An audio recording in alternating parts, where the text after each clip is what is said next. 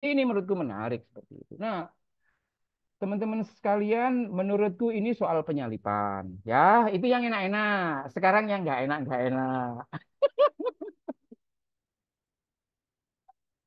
Kenapa sih orang Islam itu kok nggak bisa move on, nggak mau meyakini kalau Yesus itu disalib dan lain sebagainya. Ya, penjelasan lengkapnya Christian dan juga yang lain itu ada di sebelah kiriku. Itu ada tulisan yang diupload di websitenya Sinode Gemit Indonesia Timur. Jumat Agung dan tiga kelompok Islam. Anan sorry, itu menyangkut soal penyalipan. Nanti kalau kurang jelas dengan omonganku, kalian baca itu ya, kalian baca itu. Aku ingin membuka soal penyalipan ini dengan soal aib. Menurut kalian, aib, stigma, itu dibuka atau ditutup? Gitu. Menurut kalian, aib itu dibuka atau ditutup? Ini pertanyaan simpel aja. Biasanya, kalau istriku, kalau jerawatnya ini tumbuh, jerawat itu kan aib. Itu biasanya kemudian dibedaki lebih tebal, Chris. Karena ini aib, ditutup. Sama dengan pemakaman di dalam tradisi GKI. Kalau ada orang tertabrak, wajahnya agak hancur, sebelum dimasukkan peti mati, dia terlebih dahulu harus dipakai yang bagus. Kalau perlu ada make up over apa, make up artis supaya dia terlihat gembira, terlihat apa. Aib itu ditutup. Nah, bagaimana idealitas meresponnya? Terkait penyalipan itu begini ya. Aku itu membaca sejarah. Sebelum Islam, semua pengagum Yesus itu sepakat Yesus itu disalib secara bodily. Tapi ada satu uskup, ya, ada satu orang Kristen, uskup loh ini, uskup, namanya Julian. Ini uskup ya, artinya ya kira-kira ya uskup itu kan ya nggak cuman romo atau kemudian pendeta, dia ini bishop. Namanya Julian Halikarnassus. Halikarnassus itu nama kota. Sekarang itu di Turki namanya Bordeum.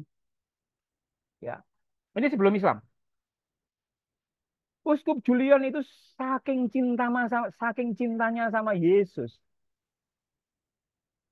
ia itu sampai tidak terima menyaksikan Yesus itu disalib. Maka dia mempunyai doktrin tersendiri. Ia memiliki doktrin bahwa tubuh Yesus itu bersifat kekal. Ia tidak rusak, tubuh itu tidak rusak, suci dan tidak mungkin rusak. Ya. Padahal realitasnya kan disalib, dipaku. Tapi ini mungkin karena saking cintanya Julian ini. Sama kayak kalian itu loh kan, saking cintanya pada seseorang itu kan nggak bisa move on kan, fotonya meskipun sudah pisah itu fotonya disimpan aja. Aku nggak diputus. Dia pergi entah kemana nanti balik lagi. Itu kan nggak bisa move on. Nah, semua sekte ya, semua pengagum Yesus itu mengakui bahwa Yesus itu disalib dan tubuhnya rusak. Ya, jelas rusak toh, wong karena kan dipakui dan lain sebagainya. Tapi ada orang yang namanya Julian Halikarnassus ini, bishop ini, saking cintanya sama Yesus, dia kemudian mengatakan, no, no, no, no, no, tubuh Kristus itu kekal, ia tidak bisa rusak dan lain sebagainya. Mungkin kalau sekarang dianggap gila. Tapi pada waktu itu, gagasan itu diadopsi oleh Kaisar Justinianus sebagai doktrin resmi. Sebagai doktrin resmi. Kemudian ada konflik politik teologis, artinya sekelompok orang yang meyakini bahwa tubuh Kristus itu tidak kekal, itu kemudian men-take over soal itu. Yang ujungnya, Bishop Julian ini diasingkan dan dianggap orang gila dan dianggap sesat. Hanya karena dia meyakini, saking cintanya pada Kristus, meyakini tubuh Kristus ini. Artinya apa? Ia meyakini dalam pandangannya Bishop Julian ini bahwa yang disalib itu bukan Kristus.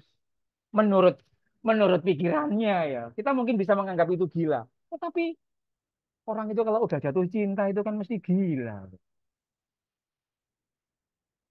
Iya tuh. Kayak misalkan orang jatuh cinta pada Islam sampai gila ngebom. Itu kan saking gitu. Nah ini ada orang ini Julian, dia meyakini bahwa sebenarnya yang disalib itu bukan Kristus, Simon lah, sama Yudas Iskariot itu. Pada waktu itu ya dia dikritik oleh banyak orang. Severus dari Antioch itu ngomong, kamu ini Julian berfantasi, nggak bisa move on. Nggak, orang jatuh cinta itu kan susah move on toh. Kayak gitu. Artinya apa? Menurut Julian, tubuh Kristus itu terlalu tinggi dan nggak bisa direndahkan, bos. Makanya ia mengimajinasikan secara metaforik bahwa tubuh Kristus itu kekal. Gitu. Tapi karena soal politik, ya dianggap gila. Nah, dia disesatkan dan lain sebagainya. Nah, sikap Al-Quran seperti apa? Saya ulangi lagi.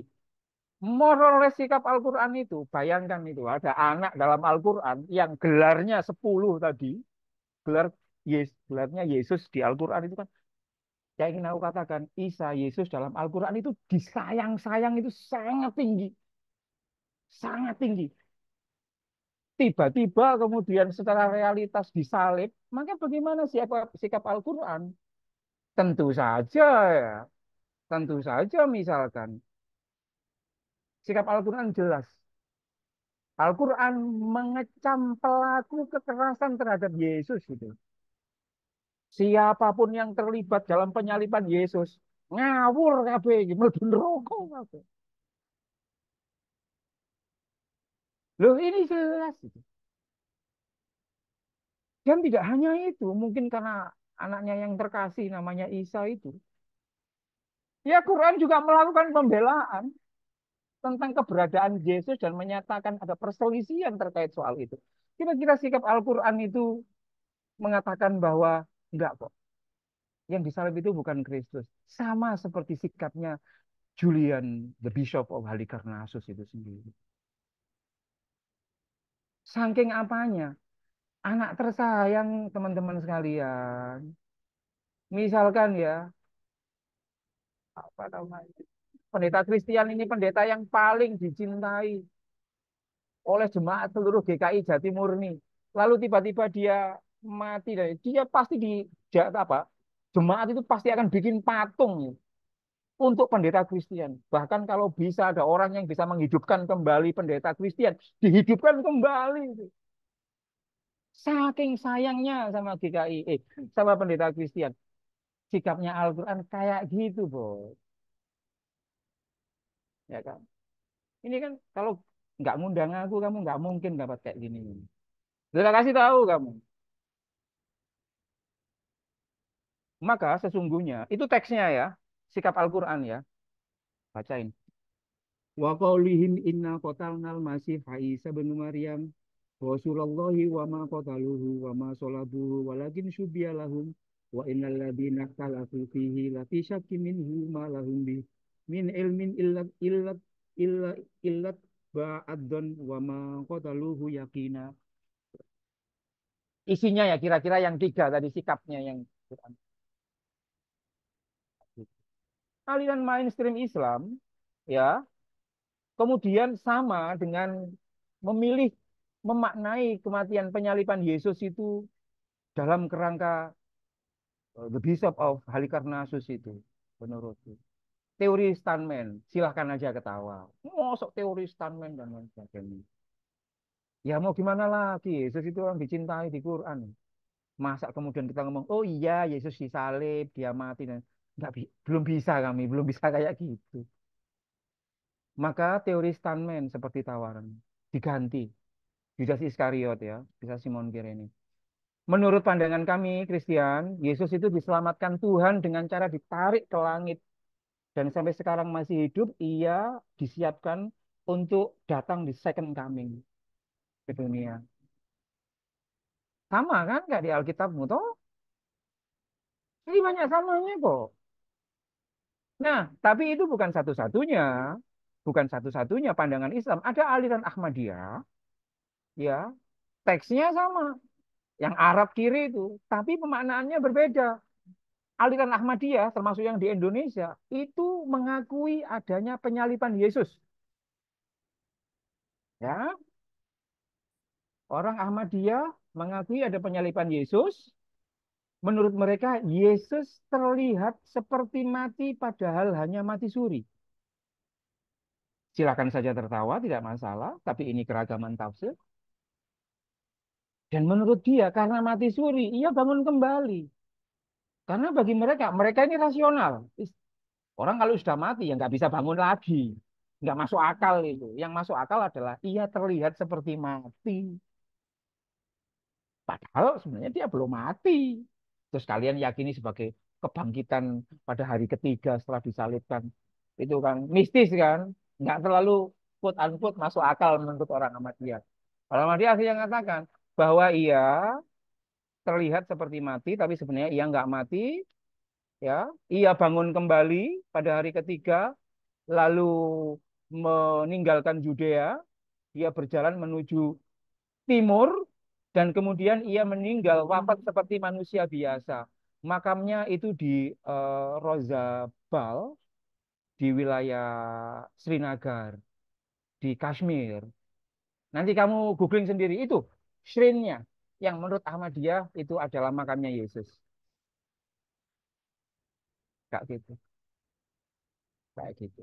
Yang ingin aku katakan sekali lagi teman-teman sekalian, adik-adikku tercinta, penyangkalan orang-orang Islam, penyangkalan Al-Quran tentang penyaliban Yesus itu menurutku adalah, aku sebut, ini istilahku sendiri ya, Christian.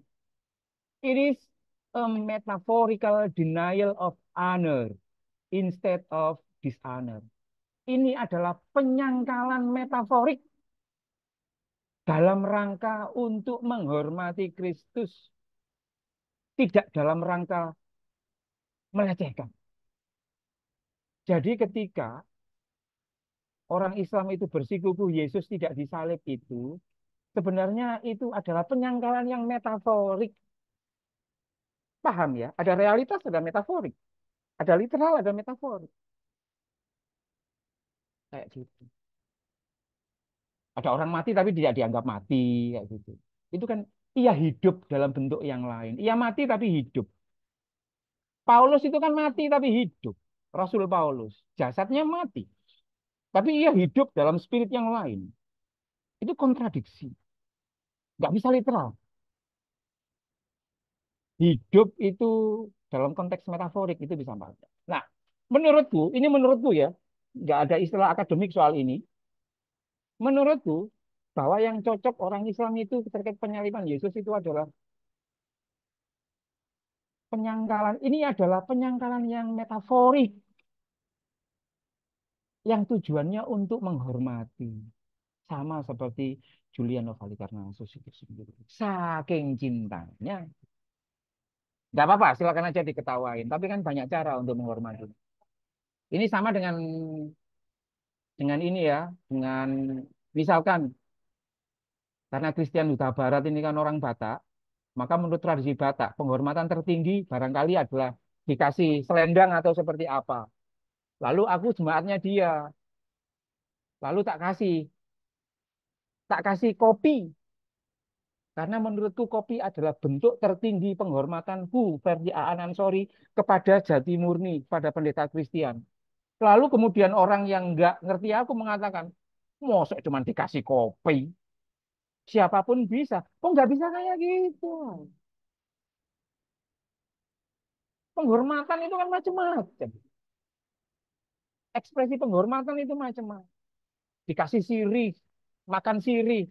Kalau di sini, misalkan di Papua atau di mana, itu kan menghormati tamu kan pakai sirih, makan sirih ya. Kalau di Jawa, laki-laki makan sirih, ya kamu nanti dibully banyak orang. Laki-laki kok makan sirih. Tapi kan nggak bisa kayak gitu. Penghormatan, tuh honor. Ya. Jadi kawan-kawan katekisan, jangan baper. Kalau ada orang Islam mengatakan Yesus nggak disalib, jangan baper. Ya, kalau kamu baper, gak ada gunanya GKI-mu ini ngundang aku. Anggap saja itu adalah metaphorical denial of honor. Ya, cocok ini untuk status di Facebook atau di Instagram. Metaphorical denial of honor. Jadi, moga-moga kalian paham ya. Jadi tidak ada